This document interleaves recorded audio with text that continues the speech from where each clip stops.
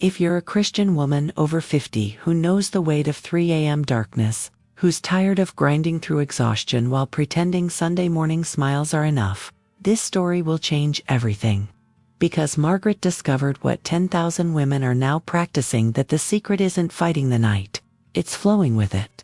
This is about soul flowing, the divine rhythm you've been missing, the one that transforms 3:47 a.m. terror into 5 a.m. power. MIT research confirms women's spiritual clarity peaks at 57, and Margaret was about to prove why. The red numbers burned through the darkness, 3:47 a.m. Again, for the 127th night straight. Margaret's eyes snapped open at exactly this moment, her heart hammering against ribs that suddenly felt too small. David's side of the bed stretched out like an ocean of cold sheets, and the silence wasn't peaceful, it was predatory. This wasn't insomnia. Insomnia was gentle compared to this. This was her body's alarm system, screaming that something was catastrophically wrong. Even when nothing had changed since she'd gone to bed 4 hours earlier. She pressed her palm against her chest, counting heartbeats like a rosary of fear. 1 Mississippi, 2 Mississippi, 3 Mississippi, too fast, always too fast. The bathroom mirror waited across the room. But Margaret already knew what she'd see. A 57-year-old stranger with David's favorite nightgown hanging loose on shrinking shoulders. Gray roots, showing through the auburn dye she'd stopped maintaining, eyes that had forgotten how to hope. As Christian women over 50, we tell ourselves we're strong, that faith conquers fear. But at 3:47 a.m., when even God feels absent, strength feels like the cruelest lie we tell ourselves. This is wrong, she whispered to the ceiling, to David's ghost, to the God who used to answer. Something is desperately wrong with me. The voice of wasted years, as she'd started calling it, immediately agreed. You're broken, Margaret. Broken in ways that prayer can't fix, that faith can't touch. You're grinding yourself into dust, and there's no resurrection coming. She rolled onto David's pillow, breathing in the fading scent of his cologne that she couldn't bear to wash away, and wondered if this was what dying while still breathing felt like. The house creaked, its nighttime symphony settling bones of a structure that had held 30 years of marriage. 3 children's laughter, countless prayers around the dinner table. Now it just held Margaret and her 3:47 a.m. terror. Tomorrow, she'd smile at church, tell everyone she was blessed and highly favored, hide the exhaustion under concealer and scripture quotes. But tonight, in this moment, she admitted the truth that would later become her testimony. She was drowning in dry land, suffocating in open air. But here's what Margaret didn't know yet. What would take Ruth, the church janitor, to reveal? This wasn't her breakdown beginning. This was soul flowing, calling her name, preparing her for a transformation that would ripple through hundreds of women's lives. Because 3:47 a.m. wasn't random, but that revelation was still 6 chapters away. Margaret's chest tightened like a fist closing around her heart.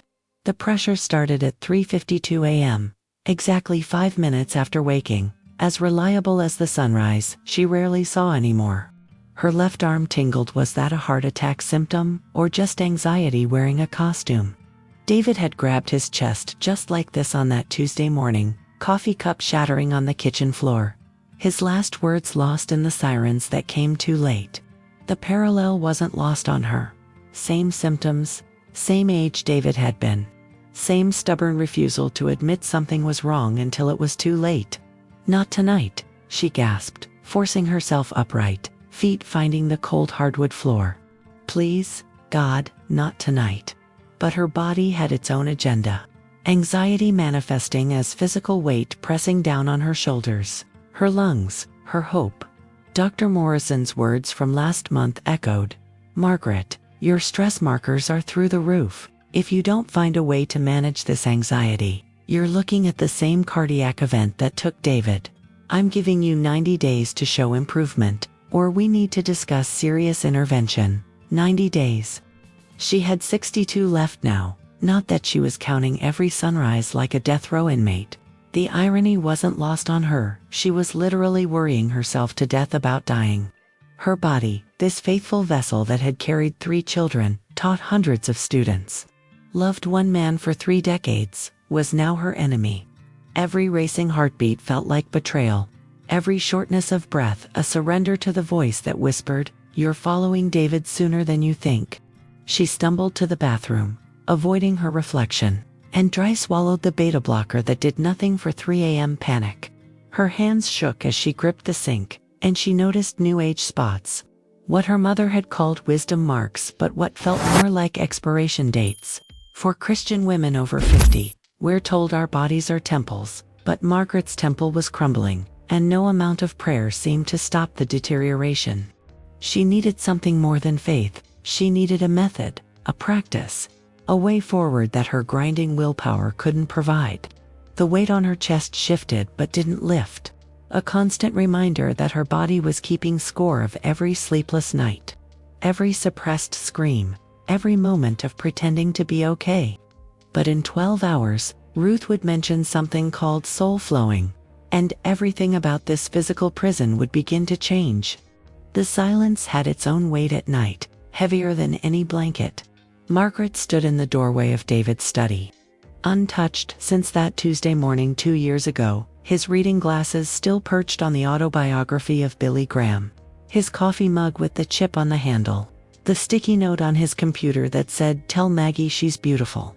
She'd told herself she was preserving his memory, but really, she was preserving her denial. If everything stayed exactly as he left it, maybe he'd walk through that door, laugh at her worry, make everything safe again. "You said we'd grow old together," she whispered to his empty chair. "You promised me we'd be those couples holding hands in their 80s. The voice immediately pounced. He lied. Everyone leaves. Even God left you alone with nothing but silence, and 3:47 a.m. wake-ups. She closed the door, unable to bear the museum of their marriage, and padded back to the bedroom, where the king-size bed mocked her with its emptiness. The worst part wasn't the loneliness, was the untold conversations, the unshared observations, the inside jokes that died with David. Who would understand why she laughed at red cardinals? Who would know she needed exactly 2 sugars in her coffee when she was sad, but none when she was happy? Who would pray over her when the nightmares came? She was fluent in a language only David spoke, and now she was the last native speaker of their love, carrying conversations with a ghost who never answered back. Sarah called it unhealthy grief, had even suggested a grief support group at the church. But those widows seemed to have found peace, acceptance, even joy again. Margaret couldn't relate to their testimonies of feeling David's presence or knowing he's in a better place. All she felt was absence, a David-shaped hole in every moment. She was grinding through the motions of widowhood, the sympathy casseroles long gone. The checking on you texts dwindled to monthly. The expectation that 2 years was enough time to move forward. But here's what the silence was hiding, what would only be revealed in chapter 20. David had known about soul flowing. He'd written about it in a journal Margaret hadn't found yet, hidden in the very study she couldn't bear to clean. He'd been preparing something for her, a pathway through grief that wasn't about moving on but moving through. The silence wasn't empty, it was pregnant with revelation, waiting for the right moment to deliver truth. The prayer started the same way every 3:47 a.m. "God, why?" Margaret knelt beside the bed, her knees protesting more, each morning, and pressed her forehead against clasped hands that felt like they were holding nothing. "Why am I awake? Why won't you let me rest? Why did you take David but leave me with this?" The ceiling remained silent, as it had for 127 nights, and her prayers felt like emails bouncing back, marked undeliverable. "I've served you for 40 years, she continued, anger creeping into her whisper. "Taught Sunday school, led women's Bible study, tithed even when we couldn't afford it. I did everything right, everything you asked, and this is my reward. Anxiety that feels like dying, nights that never end." She grabbed her Bible from the nightstand, the one she and David had shared, margins filled with his handwriting, and it fell open to Psalm 63, David's favorite. But tonight, the words felt like foreign language, promises written for someone else's life. Sarah's text from earlier still glowed on her phone. "Mom, Pastor Williams asked about you again. Everyone's worried. Maybe you should talk to someone professional." Professional, as if faith was amateur hour. as if 40 years of devotion meant nothing when faced with real darkness. The voice agreed with Sarah. "You're embarrassing yourself, Margaret." A Christian woman over 50 who can't even trust God anymore. What a testimony that is. She stood abruptly, knees creaking, and faced the window where pre-dawn darkness pressed against the glass. "If you're listening," she said louder, not caring if the neighbors heard, "I need a sign, something, anything, because I'm drowning here, and all these verses about peace and rest feel like lies you told to someone else."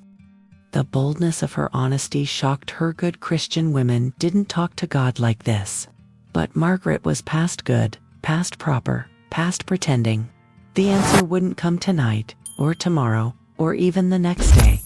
But in 3 days, Ruth would clean the sanctuary early, find Margaret crying in the back pew, and speak 7 words that would change everything. Have you heard of something called soul flowing? For now, though, Margaret climbed back into bed, pulled David's pillow close, and wondered if God had a plan, or if she was just another forgotten widow, grinding through faithless nights alone. If Margaret's 3:47 a.m. is your 3:47 a.m., subscribe to the soul flowing journey. It intensifies from here. Margaret stared at the 17 self-help books stacked on her nightstand, each one promising the solution to insomnia, anxiety, and finding purpose after 50. She'd highlighted, note-taken, and prayer-journaled through every single one. But at 3:47 a.m., they were just expensive kindling for her burning fear. The latest, Thriving Through Menopause with Grace, mocked her with its glossy author photo, a woman who'd clearly never met the 3:47 a.m. demon that owned Margaret's nights. "Something is fundamentally wrong with me," she said aloud, testing the words like a diagnosis. The voice immediately confirmed, "Finally, some honesty. You're broken in ways that can't be fixed." Other Christian women over 50 are leading ministries, traveling, finding love again. You can't even sleep through the night without panic. She thought of Ruth from church, 73 and radiant, always humming hymns while pushing her cleaning cart. What secret did Ruth know that Margaret didn't? The comparison game started its nightly tournament in her mind. Jennifer from her online prayer group posted about her blessed morning routine with God, complete with sunrise photos and scripture calligraphy. Sarah's mother-in-law had remarried 6 months after being widowed and seemed genuinely happy. Even her younger sister Carol, dealing with her own empty nest, had started a successful ministry for mature women of faith. Everyone else seemed to have found their flow, their purpose, their second act with God. Margaret had found only grinding exhaustion and spiritual emptiness. She pulled out her journal, the one her therapist daughter Sarah had insisted on, and wrote, "Day 127 of waking at 3:47. Convinced I'm defective. Other widows heal, other women find purpose, other Christians feel God. I feel nothing but weight and fear.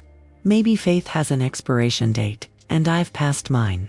The honesty felt like blasphemy, but also like relief. At least paper didn't judge, didn't offer platitudes, didn't suggest another Bible study on contentment. But here's the controversial truth Margaret would soon discover. The lie wasn't that something was wrong with her. The lie was that she needed to be fixed at all.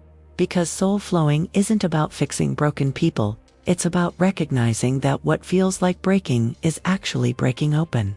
Ruth would reveal this in 2 days. But tonight, Margaret closed her journal and wondered if tomorrow's 3:47 would finally be the one that broke her completely. Margaret had tried everything, literally everything, to avoid the 3:47 a.m. appointment with terror. Melatonin, magnesium meditation apps with voices like Liquid Xanax. She'd invested in blackout curtains, white noise machines, weighted blankets that felt like being buried alive. She'd even tried staying awake until 4 a.m., thinking she could skip past the dreaded time. But her body had its own alarm clock that recognized no negotiations. This wasn't a sleep problem.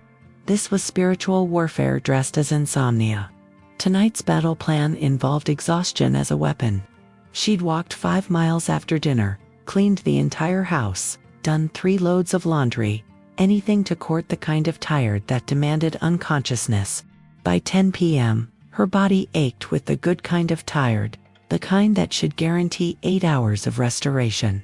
She took her cocktail of supplements, said her prayers with extra fervor, and slipped into bed with something approaching hope. "Not tonight," she told the darkness. "Tonight, I win." 11:47 p.m., wake. Heart racing over nothing. Back to sleep, 1:15 a.m., wake. Bathroom trip, back to sleep, 2:33 a.m., wake. Checking phone, immediately regretting it. Back to sleep. And then, with the reliability of a Swiss clock designed in hell, 3:47 a.m. arrived with its familiar fist of panic. "No," Margaret actually shouted, pounding the mattress like a toddler in Target. "I did everything right, everything." But the voice just laughed. "You're fighting the wrong battle, grinding yourself to dust against an enemy that lives inside you." She dragged herself to David's study, desperate for different scenery, and collapsed in his chair. The leather still smelled like him, and for a moment, she let herself pretend he was just in the kitchen, making his middle-of-the-night cocoa. "I can't do this anymore," she told his ghost. "I'm fighting something I can't see, can't name, can't beat. This grinding is killing me faster than the anxiety." Her eyes fell on his Bible, still bookmarked at Psalm 46-10. "Be still and know that I am God. Be still." She'd been anything but still, grinding against the night like a warrior who'd forgotten she was actually the wounded. Tomorrow, she'd try again. Another strategy, another supplement, another prayer formula. Because that's what grinding looked like, the same failed solutions applied with increasing desperation. But in 36 hours, Ruth would introduce a radical concept. What if the solution wasn't to fight the night at all? What if soul flowing meant surrendering to the current instead of swimming against it? For now, though, Margaret curled up in David's chair and waited for dawn, another night lost to a battle she was never meant to fight. Ruth found Margaret in the back pew at 5:30 a.m., shoulders shaking with the kind of tears that come when you've run out of prayers. The church janitor, with her lined face and hands that had scrubbed 1,000 Sundays' worth of sin from these floors, didn't say anything at first. She just sat down, her cleaning cart abandoned, and handed Margaret a tissue that smelled like lemon pledge and grace. 3:47. Ruth asked simply, like she was asking about the weather. Margaret's head snapped up, tears freezing mid-fall. "How did you?" But Ruth just smiled, the kind of smile that held secrets and promises. "Child, half the women in this church wake at 3:47. We just don't talk about it. Too busy grinding through, pretending we're fine." She paused, studying Margaret with eyes that had seen too much to judge anything. "Have you heard of something called soul flowing?" "Soul flowing," Margaret repeated, and something deep in her chest shifted, like a locked door finding its key. The words felt familiar, like a song she'd heard in another lifetime. Ruth nodded, pulling out a worn journal from her apron pocket. "Started practicing it 15 years ago, after my Harold passed. Was waking at 3:47, just like you. Fighting it just like you, dying inside just like you. Then an old woman at a revival meeting told me the secret." Ruth's voice dropped to a whisper. Even though the sanctuary was empty, except for God and dust motes dancing in early light. "The secret is, 3:47 isn't a curse, it's an invitation. God doesn't wake us to torment us. He wakes us because that's when the veil is thinnest, when soul flowing is strongest. You've been grinding against the current, child, but your soul already knows how to flow." Ruth opened her journal, pages yellowed and soft with handling, covered in handwriting that looked like prayers made visible. "This isn't about morning routines or sleep hygiene or even faith. It's about recognizing that you're not broken, you're being broken open." Margaret felt something crack inside, not breaking but breaking free. "But I don't understand. What exactly is soul flowing?" Ruth stood, her knees popping like punctuation marks, and touched Margaret's shoulder with a grandmother's tenderness. "It's what Mary knew that Martha didn't. It's what Jesus did in the garden while the disciples slept. It's the rhythm you had before the world taught you to grind. Come back tomorrow at 5 a.m., and I'll show you." "But Margaret," she paused at her cleaning cart. "This changes everything. Not everyone's ready for that kind of resurrection. Are you? Margaret nodded, not trusting her voice, and watched Ruth push her cart toward the altar, humming it as well with my soul in a key that sounded like home. The next morning, Margaret arrived at 4:55 a.m. to find Ruth already there, not cleaning but sitting in the front pew with her Bible open to Psalm 63. David, King David, not your David wrote this in the wilderness, Ruth began without preamble. Says right here, on my bed I remember you. I think of you through the watches of the night. You know what those watches were. Margaret shook her head, already captivated by this different Ruth, this teacher hiding in janitor's clothing. First watch, 6 p.m. to 9 p.m. Second watch, 9 p.m. to midnight. Third watch, midnight to 3 a.m. Ruth paused for effect. Fourth watch, 3 a.m. to 6 a.m. They called it the morning watch, when angels wrestled with men, when God spoke to Samuel, when Jesus walked on water. Your 3:47 falls right in the sweet spot of divine conversation. You haven't been cursed with insomnia, child. You've been called to the fourth watch. The sanctuary seemed to hold its breath, early light painting golden stripes through stained glass. Margaret felt her entire worldview shifting, tectonic plates of belief rearranging. So, biblical rest for women isn't about 8 hours of unconsciousness. Ruth laughed, a sound like hope with wrinkles. Honey, the Proverbs 31 woman rose while it was still night. The psalmists sang at midnight. Jesus prayed before dawn. This modern obsession with sleeping through the night, that's not biblical.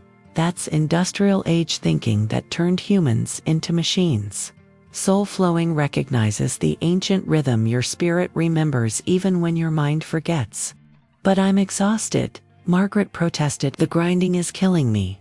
Ruth nodded knowingly. Because you're fighting the wrong battle. Look at verse 8. My soul clings to you. Your right hand upholds me. Clinging sounds like grinding, doesn't it? But the Hebrew word is debak. It means to flow together, like two streams becoming one river. David wasn't grinding against God, he was flowing with him. That's what soul flowing means, stopping the resistance and joining the current. That's been trying to carry you all along. Ruth stood, bones creaking their morning prayer, and handed Margaret a small card with times written on it. These are the ancient prayer hours, adapted for modern mature women of faith. Don't try to force them. Just notice when you naturally wake, when your spirit feels most alive. I guarantee it will align with these watches. Your body isn't betraying you. It's remembering what your soul never forgot. The question is, are you ready to stop grinding and start flowing?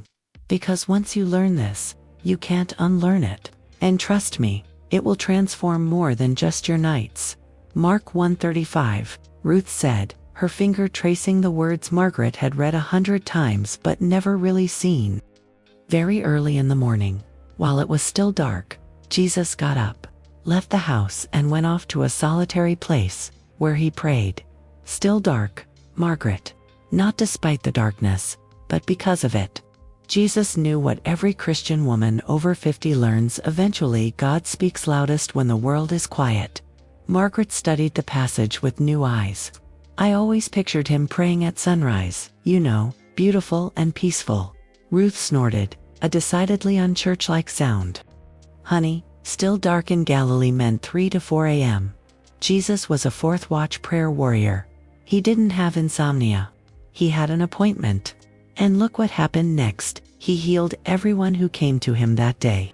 The power came from the dark morning flowing. But he was Jesus, Margaret protested. He didn't have anxiety, didn't wake up in panic. Ruth's expression softened. Garden of Gethsemane, ring a bell. My soul is overwhelmed with sorrow to the point of death. Luke says his sweat was like drops of blood. That's a medical condition caused by extreme anxiety. Even the Son of God knew the weight of 3 a.m. terror. The difference, he didn't fight it. He flowed through it. Not my will, but yours. Ruth pulled out her worn journal again, showing Margaret pages of notes, timestamps, revelations received in the fourth watch.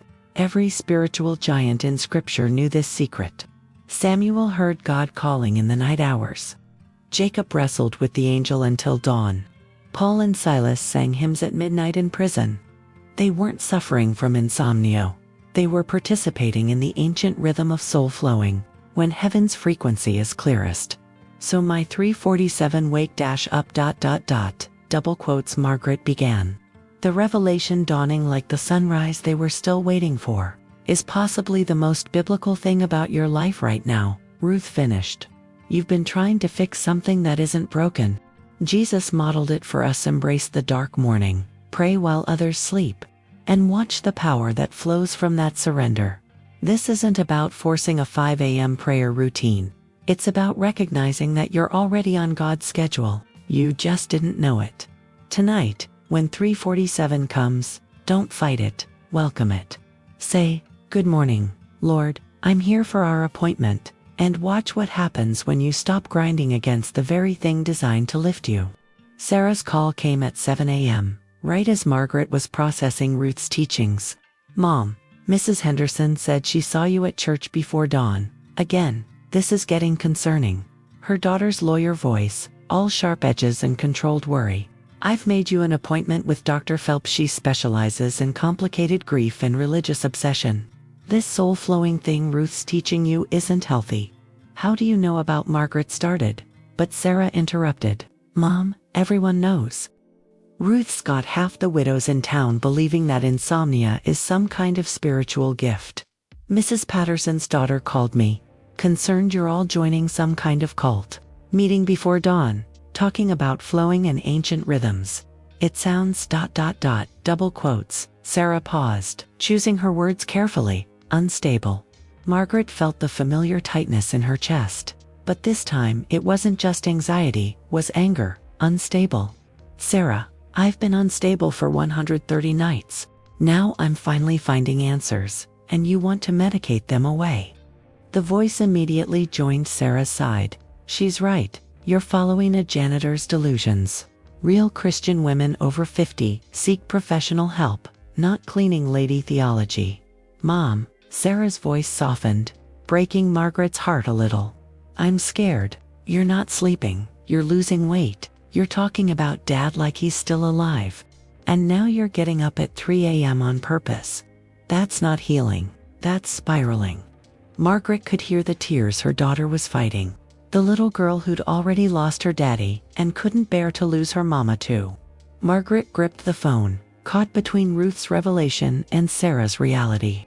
"Give me 30 days, she heard herself saying. 30 days to try this soul-flowing approach.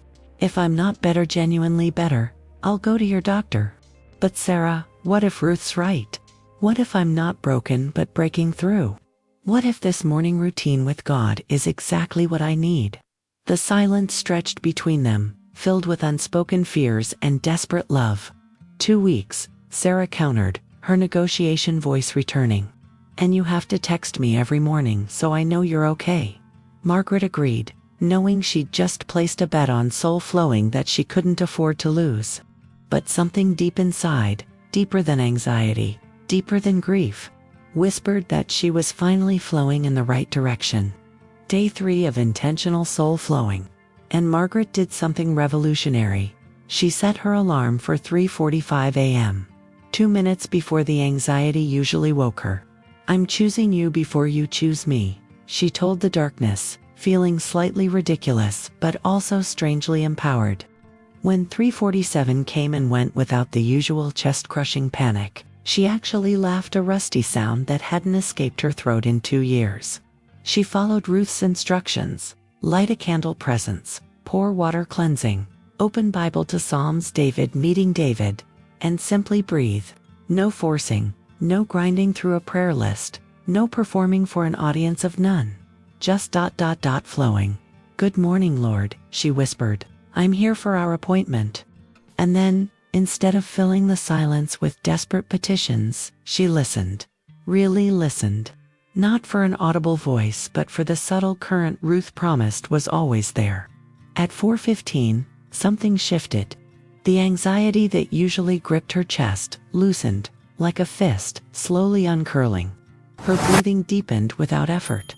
The voice of wasted years, usually so loud at this hour, seemed distant, muffled, like someone had finally turned down its volume. She wrote in her journal, "First time in 130 days, I don't feel like I'm drowning. I'm floating. Is this what soul flowing feels like?" By 4:45, she was reading Psalm 63 again, but this time the words felt alive, personal. "My soul thirsts for you. My soul clings to you." Not David's soul, not King David's soul, but Margaret's soul, recognizing its own thirst, its own capacity to cling without grinding. She thought of her David, wondered if he'd known this secret. Had he woken at 3:47 too? Had he been trying to tell her something she wasn't ready to hear? When 5 a.m. arrived, Druth's suggested milestone, Margaret stood and stretched, feeling something she hadn't felt in 2 years. Hope, not the desperate kind that grasps at straws, but the quiet kind that rises like bread, slow and sure. She made coffee, adding to sugars because she was sad but refusing to apologize for it, and watched the sun rise for the first time since David's funeral. Day 3, she said to the light. "I made it to 5 a.m., peaceful, instead of panicked." The voice tried to whisper that it wouldn't last, but Margaret was learning to recognize lies dressed as logic. This was real, this was soul flowing, and this was just the beginning. 2 weeks into soul flowing, and Dr. Morrison couldn't hide his surprise. "Your blood pressure is down 15 points. Heart rate is regular." "Margaret, what have you been doing?" She wanted to tell him about Ruth, about 3:47 a.m. appointments with God, about learning to flow instead of grind, but she knew how it would sound. "I've been practicing a new morning routine with God," she said simply. "Something called faith-based productivity. Whatever it is, keep doing it," he said, making notes in her chart. "First time in 2 years I'm not worried about you following David's path. You've got 76 days left on my 90-day ultimatum, but honestly, if you keep improving like this, we might not need medication at all." Margaret felt tears, threatening good tears, healing tears, the kind that flow instead of flood. Sarah noticed too, though she remained skeptical. "You seem different," she admitted during their weekly coffee. "Calmer, but also more, I don't know, present." Margaret wanted to explain that spiritual productivity wasn't about doing more, but being more. That finding purpose after 50 wasn't about new activities but ancient rhythms. But she knew her lawyer daughter needed evidence, not philosophy. The evidence was mounting though. Margaret had stopped taking the 2 a.m. anxiety medication, didn't need it when she was choosing to wake before anxiety could ambush her. Her journal, once filled with desperate pleas and racing thoughts, now contained revelations, poetry, even sketches of the sunrise. The voice of wasted years still whispered, but it no longer shouted. It was like someone had given her the remote control to her own mental television, and she was finally learning to change the channel. But here's what surprised Margaret most. The peace wasn't constant. Some 3:47 south were still hard, some mornings still heavy. The difference was that she no longer fought the difficulty. Flowing doesn't mean easy, Ruth had explained. Rivers encounter rocks, but they don't stop being rivers. They just find a way around, through, over. That's biblical rest for women, not the absence of obstacles, but the presence of flow despite them. Tonight would test that theory, because Sarah was about to drop a bomb that would threaten everything Margaret had built. But for now, in this moment, anxiety's grip was loosening, and Margaret was learning to breathe again. We're halfway through. Subscribe to witness this resurrection through soul flowing. The opposite of grinding isn't stopping, Ruth explained during their dawn meeting. It's flowing. Watch a river, sometime it's constantly moving, but never forced. That's what spiritual rest looks like for mature women of faith. Not inactivity, but activity without anxiety.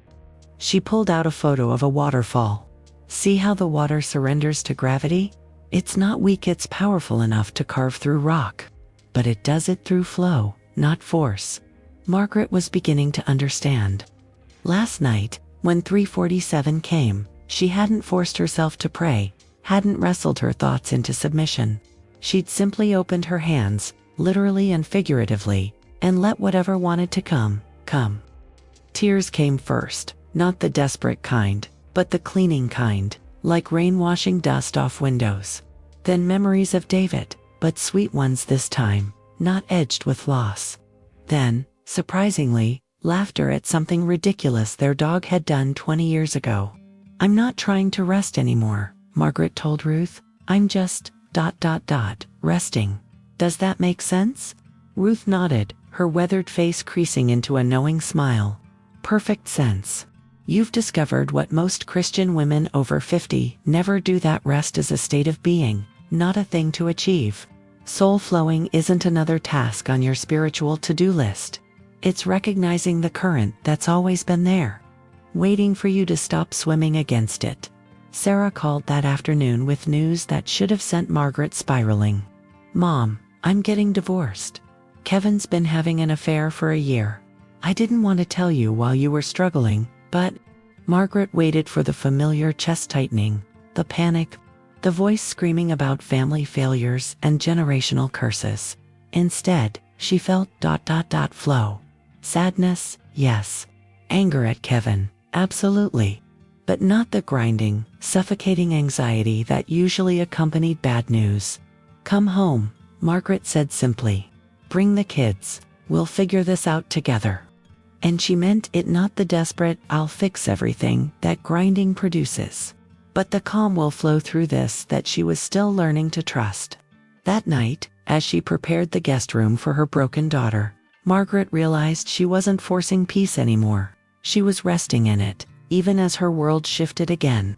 "This is what soul flowing does," she wrote in her journal. "It doesn't remove the rapids. It teaches you to navigate them without drowning." Margaret stood before her bathroom mirror at 3:47 a.m., but for the first time in 133 days, she didn't look away. The woman staring back wasn't the Margaret who'd collapsed 2 years ago when David died. Nor was she the desperate insomniac of 2 months ago. This was someone new, or maybe someone ancient, finally remembered. "I don't know who I'm becoming," she told her reflection, "but I like her." She'd cut her hair yesterday, really cut it, not just trimmed. The stylist had been shocked when Margaret said, "Make me look like who I'm becoming, not who I was." The short, silver style that emerged was striking, bold, nothing like the careful auburn she'd maintained for David's preferences. Sarah had gasped when she saw it, then said quietly, "You look like yourself, Mom. For the first time since Dad died, you look like you." But it wasn't just the hair. Margaret was standing differently, shoulders back instead of curved in protection. Her eyes had lost that haunted, hollowed look that made people whisper "poor thing" when they thought she couldn't hear. Even her voice had changed, lower, steadier, carrying an authority earned through fourth watch victories. She was becoming what Ruth called a woman of the watches, someone who'd met God in the darkness and lived to tell about it. Finding purpose after 50, she wrote in her journal, isn't about discovering what to do. It's about discovering who you're becoming when you stopped grinding against who you were. The voice of wasted years tried its usual attack. "You're just having a midlife crisis, playing dress up while your daughter's marriage crumbles." But Margaret recognized it now for what it was: fear of transformation, terror of resurrection, the small self that preferred familiar tombs to uncertain freedom. Sarah found her that morning at 5 a.m., not anxious or desperate, but sitting peacefully with coffee and her journal, watching the sunrise. "Teach me," her daughter said simply. "Whatever this soul-flowing thing is, I need it, because you're glowing, Mom, and I'm drowning." Margaret pulled out a second mug, poured coffee with 2 sugars because Sarah was sad, and began. "It starts with accepting the invitation of 347. And just like that, Margaret realized she wasn't just finding her identity. She was becoming someone who could help others find theirs. The revelation came at 4:23 a.m., in the space between breaths. Margaret had been sitting in complete stillness for 20 minutes, not the forced stillness of trying to meditate, but the natural stillness that comes when you stop generating noise to fill the void. And in that stillness, she heard it. Not an audible voice, not even words exactly, but a knowing that dropped into her consciousness like a pearl into deep water. David knew. That was all 2 words that changed everything. Margaret's eyes flew open, heart racing but not with anxiety. With recognition. David had known about soul flowing. He'd been trying to tell her something in those last months. All those early morning conversations about preparing, about what comes after, about the gift and the difficulty. She'd thought he was talking about death, but he'd been talking about life, her life after him. She crept to his study, no longer a museum but now a mystery, waiting to be solved. Where would David hide something important? Not in the obvious places, he was too clever for that. Her fingers traced the spines of his books, stopping at the practice of the presence of God, his most annotated volume. There, tucked behind it like a secret waiting 24 months to be discovered, was a leather journal she'd never seen. The first page made her gasp. For my Maggie, when you're ready for soul flowing. Page after page of David's handwriting, dated from 6 months before his death. He'd been waking at 3:47 too. He'd found Ruth's teachings through the men's prayer group. He'd been practicing soul flowing, preparing not just for his death but for Margaret's resurrection. I know you'll grind against the grief, he'd written. You always grind, my beautiful warrior. But there's another way. Ruth knows. Trust her. Trust the flowing trust that 3:47 isn't a curse but a calling. Margaret sank to the floor, journal clutched to her chest, sobbing and laughing simultaneously. David had left her a map through grief, hidden in plain sight, waiting for her to be desperate enough to find it. The voice of wasted years went completely silent. What argument could it make against love that planned for resurrection? She stayed there until 5 a.m., reading David's journey through soul flowing. His prayers for her, his absolute faith that she would find this exactly when she needed it. God speaks in stillness, she whispered to David's ghost, who suddenly felt less like a ghost and more like a guardian, and apparently, so do you. 3 months into soul flowing, and Margaret no longer dreaded 3:47 a.m. She anticipated it. The fourth watch had transformed from prison to sanctuary, from battlefield to holy ground. She'd even bought special candles, frankincense and myrrh, turning her dawn ritual into something ancient and sacred. You're romanticizing insomnia, Sarah had said, but even she couldn't deny the transformation in her mother. Tonight felt different, charged, like the air before lightning. Margaret woke at 3:45, 2 minutes early, her body already knowing what her mind was about to discover. She lit the candles, opened David's soul-flowing journal to a page she hadn't read yet, and found these words. Tonight, Maggie will realize the night isn't taking something from Hertz, giving her something she couldn't receive any other way. How did you know? She whispered to the candlelight, to David's spirit, to the God who orchestrated this elaborate grace. Because he was right, the night had become her teacher, her sanctuary, her direct line to divine frequency. The things she'd discovered in the fourth watch couldn't have been found in daylight's noise. The person she was becoming required darkness to emerge, like film developing in a dark room, like seeds germinating underground. She thought of other Christian women over 50, grinding through their nights with Ambien and anxiety, missing the invitation, hiding in their insomnia. How many were fighting what wanted to free them? How many were medicating away their most sacred hours? The voice of wasted years tried one last assault. You're just making meaning from meaninglessness, finding patterns in chaos. But Margaret knew better now. The patterns were real, the meaning was true, and the chaos had always been choreography. At 4:44 a.m. angel numbers, David would have said Margaret made a decision. She would tell others. Not everyone would understand, but someone would. Someone was lying awake right now, grinding against their night, needing to know about soul flowing. She opened her laptop and began typing, an open letter to women who wake at 3:47 a.m. By 5 a.m., she'd written 2,000 words that would eventually reach 10,000 women. The night had become sacred, and sacred things were meant to be shared. The divine appointment happened at Kroger, of all places, in the coffee aisle at 2 p.m. Margaret recognized the look immediately, the hollow eyes, the careful makeup trying to hide exhaustion, the way she stared at the decaf like it held answers to questions she couldn't voice. Linda, Margaret said gently. From Grief Group. The woman startled, then crumbled. right there between the French roast and breakfast blend. I can't sleep, Linda whispered, mascara already surrendering to tears. 3 months since Tom died, and I wake up at the same time every night, terrified, can't breathe, can't think. The doctor wants to prescribe something stronger. But I'm already taking so much, ... She gestured helplessly at her cart, full of sleep aids and self-help books. Margaret saw herself from 3 months ago, grinding against an enemy that wasn't an enemy at all. What time? Margaret asked, though she already suspected the answer. 3:47, Linda replied, and Margaret felt the Holy Spirit choreography of it all. Every single night, 3:47 exactly. Like Tom's setting an alarm from heaven to torture me. Margaret gently took Linda's hand, right there in Kroger, and said the words Ruth had said to her. What if it's not torture? What if it's an invitation?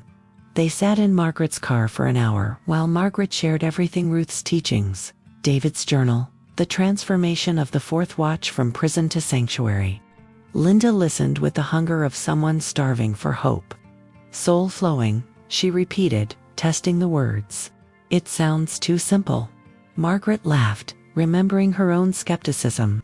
Simple, yes. Easy, no. Flowing requires more courage than grinding because you have to trust the current. Come tomorrow morning, Margaret heard herself saying. 4:45, my house. We'll meet the dawn together. Linda nodded, mascara streaked but somehow already looking lighter. As she drove home, Margaret realized what was happening. She was becoming Ruth for someone else. The student had become the teacher. The helped had become the helper. This was what finding purpose after 50 really meant, not just healing your own wounds but becoming medicine for others. Tonight, when 3:47 came, Margaret wouldn't be alone in the fourth watch, and somehow, that made the sacredness double. They came quietly at first, one by one, drawn by whispers and desperation. Linda brought her sister-in-law. Jennifer from the online prayer group drove 2 hours. Mrs. Patterson, whose daughter had worried about cult activity, showed up with coffee and crow to eat. By the fourth week, 12 women were gathering in Margaret's living room at 4:45 a.m. Each one a veteran of the 3:47 wake-up call, each one learning to transform grinding into flowing. This isn't a program, Margaret explained that first official gathering. It's not another Bible study or grief group. This is about recognizing that we're not broken, we're being broken open. Soul flowing isn't something we do, it's something we allow. Ruth had come that morning, bringing her worn journal and the authority of 15 years of fourth watch victories. You're all here because heaven has your phone number, she said simply. 3:47 is God's area code. Sarah watched from the doorway, having joined after her third sleepless divorce night. I fought this so hard, she admitted to the group. Thought Mom was losing it. But watching her transform, ... I realized I was the one lost. The women nodded, each recognizing their own resistance in Sarah's confession. They were lawyers and teachers, widows and divorcees, empty nesters and caregivers, but in the fourth watch, they were simply women learning to flow. They developed a rhythm without forcing it, lighting candles, sharing silence, reading David's posthumous journal entries that Margaret had started copying for everyone. Someone brought essential oils. Someone else brought worship music that sounded like water. Mrs. Patterson, the skeptic's mother, brought her teenage granddaughter who'd been cutting herself, unable to sleep since her parents' separation. If soul flowing can help her, she said, I don't care what anyone calls it. By 5 a.m., when they opened the curtains to welcome sunrise, something had shifted. They weren't just individual women managing insomnia. They were a river system. Connected streams flowing toward the same ocean. The 5 a.m. sisters, Linda said suddenly. That's what we are. We meet the night at 3:47 and greet the dawn at 5. And everything in between is sacred. Margaret looked at Ruth, who was smiling like a grandmother, watching her grandchildren discover what she'd always known. The movement had begun, and it started with women who thought they were broken, discovering they were actually breaking through. I stopped taking Xanax 3 weeks ago, Jennifer confessed at the 6-week mark, her voice steady in the candlelight. 15 years of medication for anxiety, And soul flowing did what pills couldn't, taught me the difference between fear and invitation. The circle of women listened without judgment, each one holding space for miracles that sounded like madness to the outside world. Linda went next. Tom's death nearly killed me. But at 3:47 last Tuesday, I heard him. Not his voice, but his presence in the flowing. He's not gone, he's just upstream. She pulled out a photo of them from their 40th anniversary. I was grinding against his absence. Now I'm flowing with his eternal presence. That's what biblical rest for women really means, resting in what is, not fighting what isn't. Sarah's testimony surprised everyone, including Margaret. I'm getting divorced. My kids are struggling. My career is insane, but I haven't had a panic attack in a month. This morning routine with God, this 5 a.m. commitment, it's rewiring my nervous system. There's actually neuroscience behind it. The fourth watch corresponds with our deepest REM cycles. We're literally meeting God in our most receptive brain state. Mrs. Patterson's granddaughter, Chloe, 17 and fragile as spun glass, spoke barely above a whisper. I used to cut myself at 3:47. Same time, every night. Now I paint instead. Soul flowing gave me something to do with the darkness besides destroy myself. She showed them her journal, filled with abstract watercolors that looked like prayers made visible. Turns out my insomnia was trying to tell me something. I just needed to learn its language. Even Ruth shared, something she rarely did. 15 years ago, I was going to kill myself. Had it all planned for 3:47 a.m.s, seemed poetic, dying at the devil's hour. But God woke me at 3:45 instead, 2 minutes early. And in those 2 minutes, I found soul flowing. Or it found me. Every woman I've taught since then is a life I got to live because I chose flowing over ending. The room went silent, holy, heavy with the weight of what had almost been lost and what had been found instead. Margaret looked around the circle. These weren't just testimonies. They were resurrections. Each woman had been Lazarus in her own tomb, and soul flowing had been the voice calling them out. Type 3:47 if you wake at this hour too, she would write in her blog post later. Within 24 hours, she'd have 3,000 responses. The true test came at 2:47 a.m., exactly 1 hour before the usual wake-up. Margaret's eyes snapped open to find Sarah shaking her. Mom, it's Chloe. She's in the hospital. Overdose. The old Margaret would have shattered, ground herself into action fueled by panic. But soul-flowing Margaret did something different.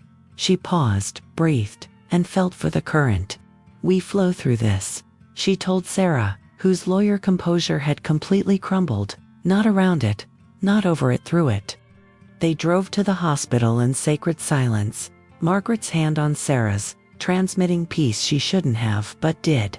The voice of wasted years tried to scream about failures and generational curses, but Margaret recognized it now as just fear in disguise, and fear had no power in the flow.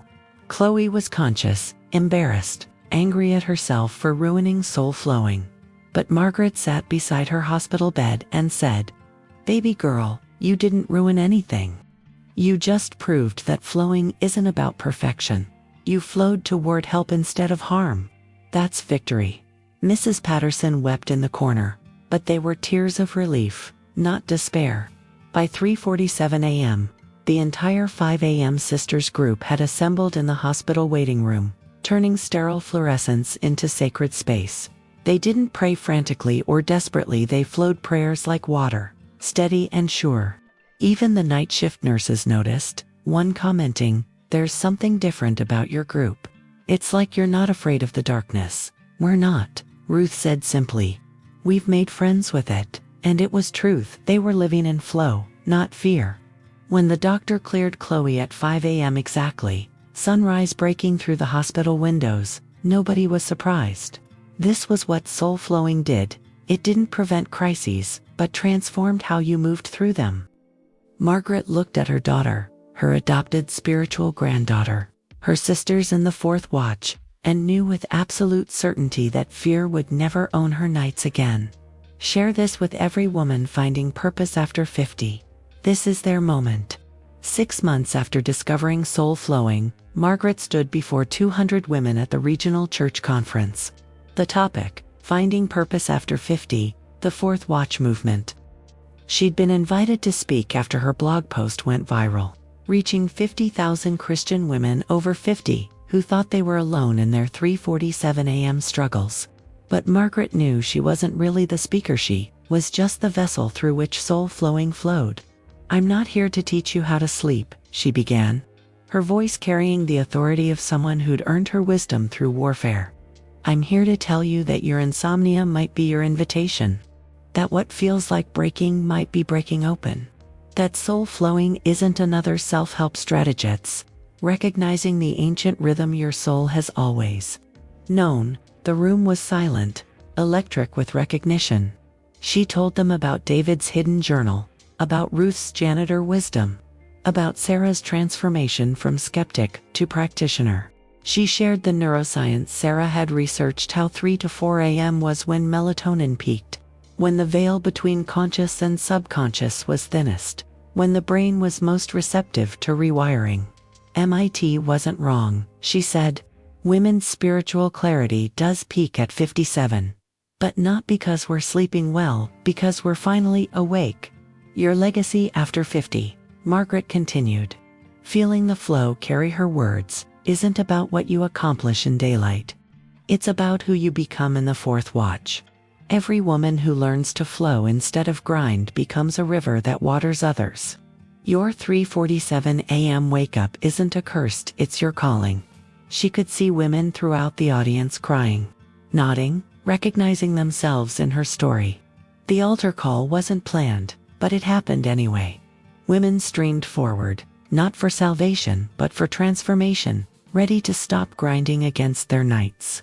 Ruth stood at the back, smiling her knowing smile, watching her student become the teacher she was always meant to be. Margaret prayed over each woman, whispering the same blessing. "May you find the flow that's always been there, waiting for you to stop swimming against it." By 5 a.m. the next morning, 5 a.m. sisters groups had formed in 17 cities. The movement David had envisioned in his hidden journal was becoming reality, one fourth watch warrior at a time. 1 year later, Margaret stood in the same spot where she'd first woken at 3:47 a.m. in terror. But everything was different now. The bedroom had become a sanctuary, complete with prayer corner, candles, and David's portrait smiling beside her soul-flowing journal volume. For now, the woman in the mirror bore little resemblance to the grinding ghost she'd been. This was someone who'd learned to dance with darkness instead of fight it. The numbers were staggering: 10,000 women in the soul-flowing Facebook group, 205 AM Sisters chapters worldwide, 3 books in progress, a documentary filming. But Margaret knew the real miracle wasn't in the numbers, it was in the individual resurrections. Like Linda, now leading soul-flowing retreats. Like Chloe, 1 year clean and teaching art therapy. Like Sarah, whose divorce had become a doorway to purpose she never imagined. "I can't sleep" had become, "I get to wake. Why me?" had transformed into, "Thank God, me." The voice of wasted years hadn't disappeared entirely, but it had been relegated to background noise, easily dismissed by women who'd learned to recognize truth from lies. The fourth watch had become their power hour, 3:47 their sacred summons, 5 a.m. their victory lap.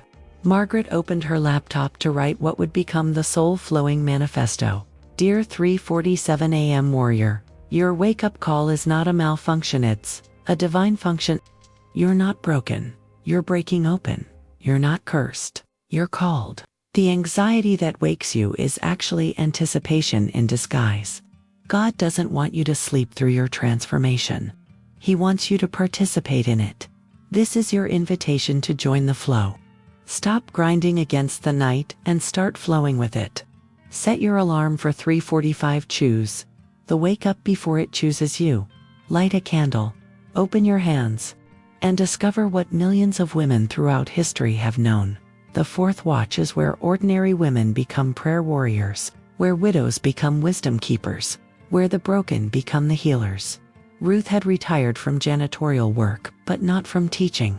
Every morning at 4:45, she still arrived at Margaret's house, now soul-flowing headquarters, to mentor new women beginning their journey. You did it, she told Margaret one morning.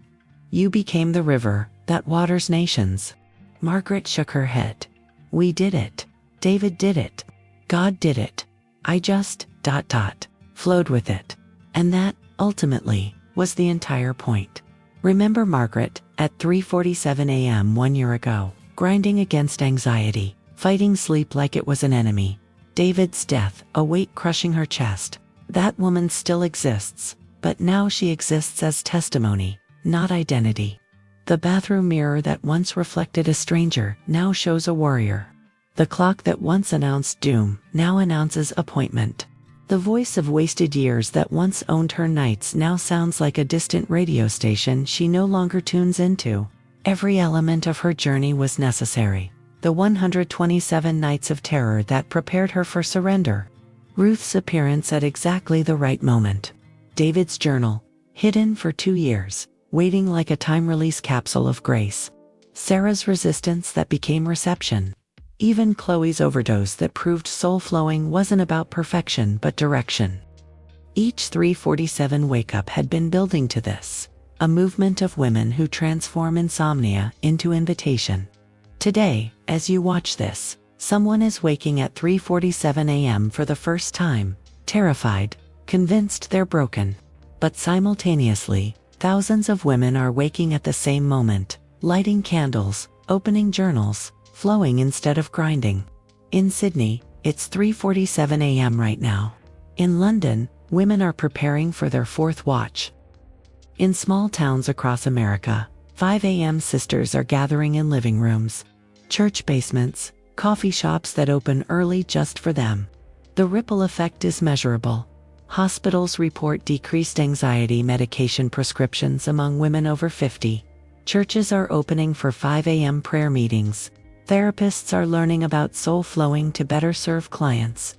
Even skeptics admit something significant is happening when grandmothers stop taking Ambien and start teaching their granddaughters about sacred darkness. This isn't a trend, it's a return to ancient wisdom dressed in modern struggle. My mother didn't just change, Sarah says directly to the camera, her lawyer precision evident. She transformed. And then she transformed me. I went from medicating my divorce anxiety to meeting it at 3:47 with curiosity instead of fear.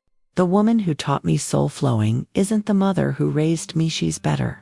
She's who my mother was always meant to become. But it took David's death and 127 nights of terror to birth her. Now I'm raising my daughters to understand that 3:47 isn't a problem to solve, it's a mystery to enter. Sarah holds up her own soul flowing journal. Pages filled with revelations received in the 4th watch. The neuroscience is real, our brains are literally rewired by consistent pre-dawn practice. But the spiritual science is even realer. When you stop grinding against what is and start flowing with what's becoming, everything changes. My divorce became my doorway.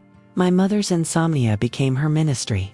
Your 3:47 could become your rebirth. Here's your invitation. Specific and measurable. For the next 90 days, meet your 3:47 wake up as friend, not enemy. Week 1 to 30. Simply observe when you naturally wake. No forcing, no judgment. Week 31 to 60. Set your alarm for 3:45, choosing the wake up before it chooses you. Light 1 candle, open 1 Bible verse, write 1 paragraph. Week 61 to 90. Extend to 5 a.m. Invite 1 other woman. Share your testimony. Document everything. Your resistance, your breakthrough, your 4:15 revelations, your 4:45 prayers, your 5 a.m. victories. Use hashtag SoulFlowing347 to connect with others walking this path. When the voice of wasted years tells you this is insane, remember Margaret's journey from grinding to flowing. When your family worries, show them your transformation. When fear knocks at 3:47, answer with curiosity instead of combat. If you accept this invitation, here's what soul flowing promises. You won't sleep better, you'll wake better. You won't eliminate anxiety, you'll transform it into anticipation. You won't overcome grief, you'll flow through it toward purpose. You won't find your old self, you'll birth your true self. The fourth watch will become your power hour. 3:47 your sacred summons. 5 a.m. your daily resurrection. The camera pulls back to show Margaret's living room. 5 a.m., 1 year after that first terrified wake-up. 30 women are gathered, ages 17 to 73, each holding a candle. The sunrise breaks through the windows as they speak in unison. We are the 5 a.m. sisters. We were broken, now we're breaking open. We were grinding, now we're flowing. We were afraid of the night, now we know it's where God speaks clearest. Our 3:47 wake-up isn't insomnia, it's invitation. Our fourth watch isn't cursed, it's sacred. We don't fight the darkness, we flow with it toward dawn. Margaret steps forward, David's journal in one hand, her own in the other. If you're watching this at 3:47 a.m., wondering why you're awake, know this: you're not alone, you're not broken, you're being called to join something ancient and eternal. Soul flowing isn't a program, it's a recognition. Your soul already knows how to flow. It's just waiting for you to stop grinding against the current.